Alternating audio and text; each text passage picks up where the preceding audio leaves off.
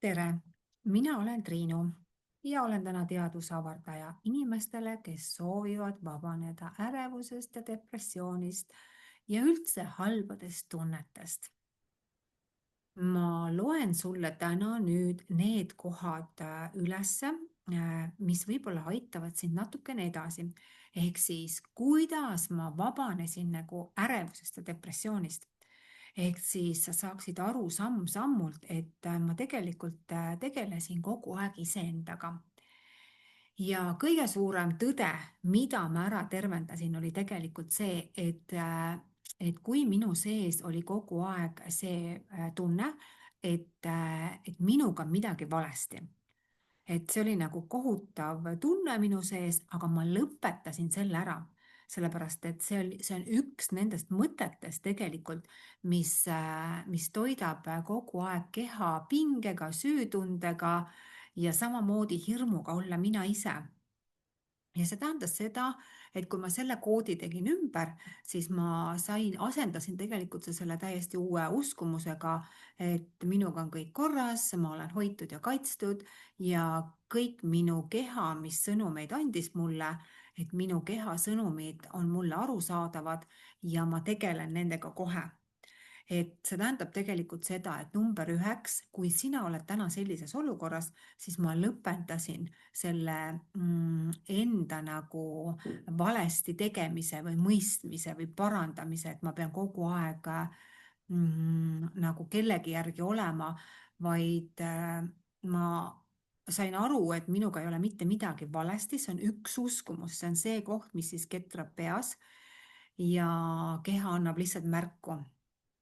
Ehk siis ma lõpetasin selle ja teiseks panin ma siia kirja, on see pool, et ma lubasin endal hakata tundma päriselt.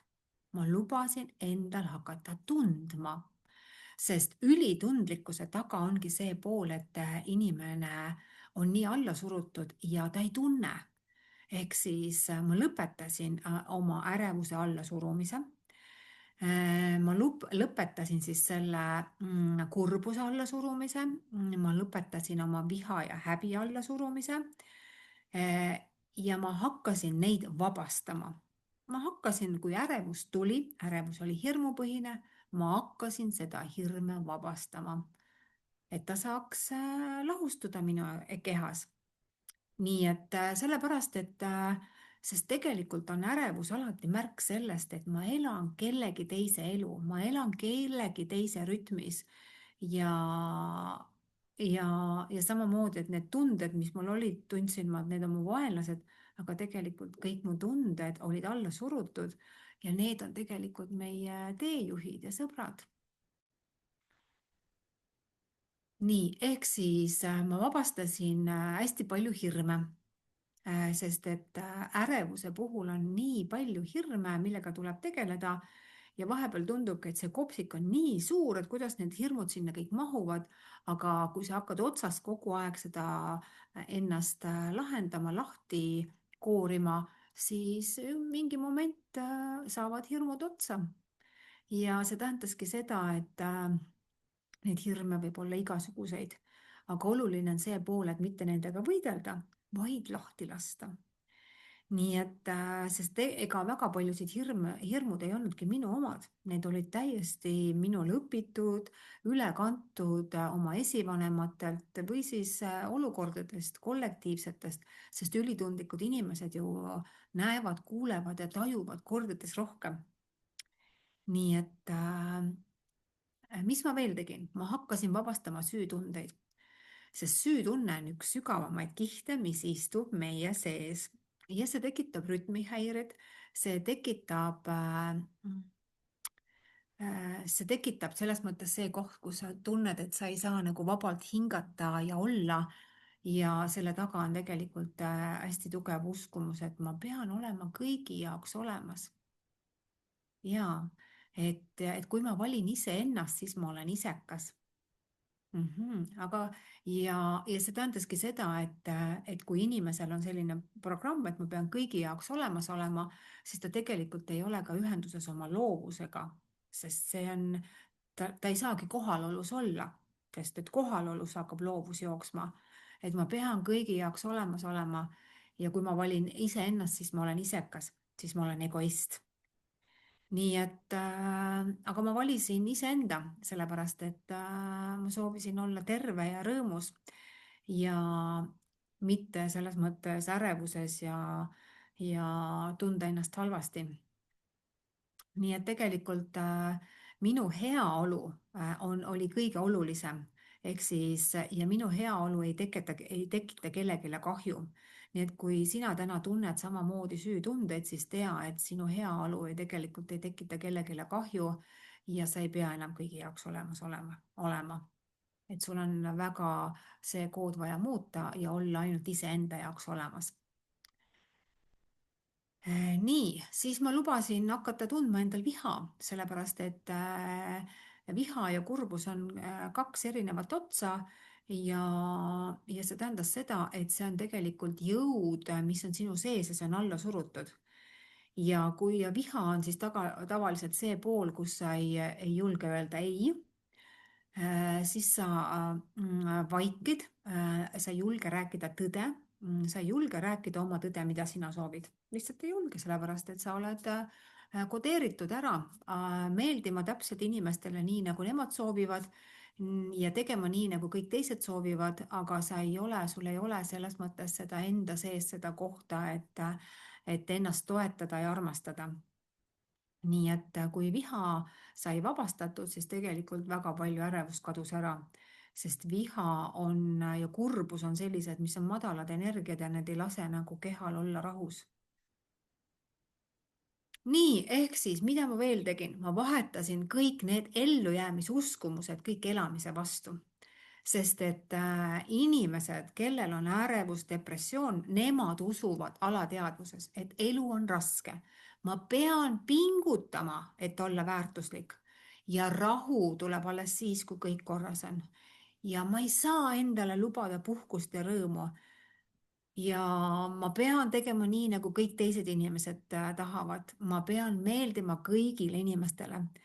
Ma pean olema selline, nagu ema tahab või isa tahab. Ehk siis kõik need on need kohad, kus siis on inimene ellujäämisuskumustes. Ja see tähendab seda, et ma vahetasin need kõik ära uute uskumuste vastu. Ja need on siis sellised, et elu toetab mind rohkem, kui ma usun. Ma ei pea end enam tõestama. Rahu algab minust, mitte tingimustest. Minu keha ja hing teavad tõde ja ma teen seda, mida mu hing soovib. Ja ma elan seda nii, nagu mu hing soovib, sest mina olen individuaalne inimene ja mina saan luua ise oma elu täpselt, nagu mina soovin. Ja see tähendab seda, et mina valin endale selle elu, mis mulle sobib. Nii et valides iseennast, lõpetades ära enda mahutamise teiste järgi, enda siis paigutamine ja olema siis nagu teistele meele järgi, ma lõpetasin. Ja siis alles sai minu energia, ma sain tulla ära oma energiasse, sest ma lõpetasin selle enda vähendamise. Ma hakkasin elama siis seda elu, mida mina olin tulnud siia elama. Ehk siis mulle meeldib olla mina ise ja teha neid asju nii, nagu mis mulle sobib. Ja kui sa täna tunned nendes kohtades ennast ära, siis need on tegelikult ühed väiksed sammud, mida ma ära endas muutsin. Ehk siis tulla ära ellujäämisest elamisse, ehk siis kolida südamesse. Ehk see tähendas seda, et ma hakkasin avama südant iseendale, elule. Ma avasin süda teistele inimestele ja see on see koht, kus ma olen muutunud kordades avatumamaks, teades sellest, et ärevuse ja depressiooni taga inimestel on väga suur hirm. Nad ei julge nähtaval olla. Nad teevad täpselt nii, nagu kõik teised tahavad. Nad klammerduvad suhetesse, rahasse. Aga nad ei julge nagu elus edasi liikuda, aga see kõik on võimalik.